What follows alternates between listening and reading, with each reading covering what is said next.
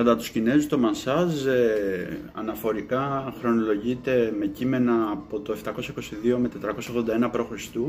Συγκεκριμένα το Huangyi Neijing συντίθεται κατά την Κινέζικη περίοδο Άνοιξης και Φθινοπόρου.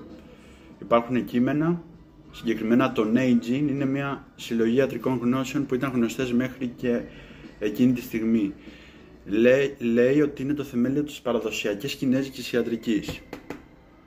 30 διαφορετικά κεφάλαια του Neijing καθορίζει τη χρήση διαφορετικών τεχνικών μασάζ και ο τρόπος χρήσης τους στη θεραπεία συγκεκριμένων παθήσεων και τραυματισμών, γνωστό και ο εσωτερικός κανόνας του κίτρινου αυτοκράτορα. Το κείμενο αναφέρεται σε προηγούμενες ιατρικές γνώσεις από την εποχή του κίτρινου αυτοκράτορα, περίπου 2.700-2.000 χρόνια π.Χ. Άρα οι Κινέζοι το είχαν πάρα πολύ καθιερωμένο στην καθημερινότητά.